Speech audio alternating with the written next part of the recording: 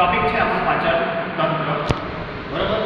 મનુષ્યની અંદર કેવી રીતે પાચન થાય છે, જે ખોરાક આપણે ખાઈએ છીએ તો આપણને એટલી જ ખબર પડે છે કે આપણે ખોરાક માત્ર ખાઈ લઈએ છીએ, પછી પાછળની અંદર જે શું પ્રોસેસ થાય છે, કઈ કઈ રાસાયણિક પ્રક્રિયા થાય છે એ આપણને કશું ખબર નથી. એના વિશે આપણે આજે થોડુંક જ્ઞાન મેળવીએ.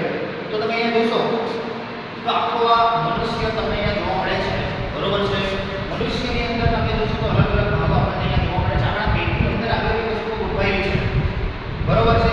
તમે જોશો તો અહીંયા સીધો આપણને જોવા મળશે, અનેક પ્રકારની ગ્રંથિઓ છે, અંદરની જોવા મળે છે. અહીંયા છે જે આકાર જોવા મળે છે, શું છે, જઠર છે. જઠરના નીચે જે બ્લેક આકારની અંદર જોવા મળે છે એ શું છે, યકૃત છે. યકૃતની થોડી નીચે તમે જશો તો તમને શું જોવા મળશે, સ્વાદુપિંડ જોવા મળશે.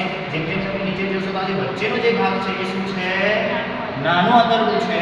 અને આ જે તમને જે ગોળ ગોળ દેખાય છે, જે સાપ જેવું દેખાય છે એ શું છે, મોટું આંતરડું છે. અને નીચે જે છે લાસ્ટમાં શું આવશે, બળદ્વાર જે મળશે આપણને જોવા મળશે. તો હવે ખરેખર જે ખોરાક આપણે ખાઈએ છીએ એ ખોરાક ખાય છે તો તમે જેવું મોઢાની અંદર અહીંયાથી જે મતલબ ખોરાક નાખશો તો આપણને મોઢાની અંદર એક જીભ આવેલી છે અહીંયા, બરાબર છે. જીભ બરાબર છે. જીભના જે ભાગ પર એક એમાઇલેસ નામનો ઉત્સેચક હોય છે, કયો ઉત્સેચક, એમાઇલેસ. આ એમાઇલેસ ઉત્સેચક જે છે એ લાળની અંદર ઉત્પન્ન થાય છે, જે ખોરાક શું કરે છે, લાળ સાથે ભેળવે છે. તો જેવો ખોરાક મોઢામાંથી પાછળ જશે તે સીધો ક્યાં જશે, અંદર અન્નનળીમાં જશે.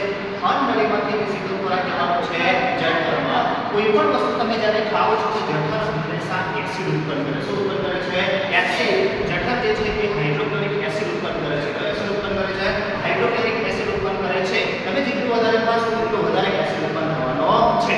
જઠરમાંથી ખોરાક જે છે સીધો જવાનો છે, ક્યાં જવાનો છે, યકૃતમાં જાય છે. યકૃત જે છે એ આપણા શરીરની સૌથી મોટી ગ્રંથિ છે. યકૃતમાંથી ખોરાક જે છે એ સીધો જવાનો છે સ્વાદુપિંડમાં. સ્વાદુપિંડની અંદર અલગ પ્રકારના અલગ જે અંતઃસ્ત્રાવો છે એનો સ્ત્રાવ થાય છે, કે ઇન્સ્યુલિનનો પણ સ્ત્રાવ થતો હોય છે. અગર જ્યારે ઇન્સ્યુલિનની ઉણપ આવી જાય તો ઘણા લોકોને શું થતું હોય છે, ડાયાબિટીસ થઈ જાય છે. સ્વાદુપિંડમાંથી જે ખોરાક જે છે એ નાના આંતરડાની અંદર ક્યાં જવાનો છે, અહીંયાથી નાના આંતરડામાં. આપણા જે ખાદ્યના મોટા ભાગનું જે ખોરાકનું પાચન જે છે એ નાના આંતરડામાં થાય છે. ક્યાં થાય છે, નાના આંતરડામાં. દરેક પ્રકારનું મોટા ભાગનું પાચન નાના આંતરડામાં સંચિત થઈ રહેશે. અને વધેલો જે ખોરાક છે, અપાચિત ખોરાક છે, વધેલો કચરો, જેને શું કહેવાય, કચરો, એ કચરો ક્યાં જવાનો છે, નાના આંતરડામાં. એને ક્યાં જવાનો છે, મોટા આંતરડામાં. મોટા આંતરડાનું કામ શું છે, કે વધેલો જે કચરો છે, વધેલો જે અપાચિત ખોરાક છે એમાંથી પાણીનું શું કરી નાખે છે, શોષણ. પાણી અને ક્ષારોનું શું કરે છે, શોષણ કરે છે. અને એ પાણી અને ક્ષારોનું શોષણ કરીને વધેલો જે ખોરાક જે છે એ ક્યાં જવાનો છે, મળાશયમાં જવાનો છે. અહીંયા ક્યાં જવાનું છે, મળાશયમાં. મળાશયમાંથી જે ખોરાક જે છે એ મળ દ્વારા શું થઈ જવાનું છે, બહાર નીકળી જવાનો છે. ઓકે, ખ્યાલ પડી ગયો.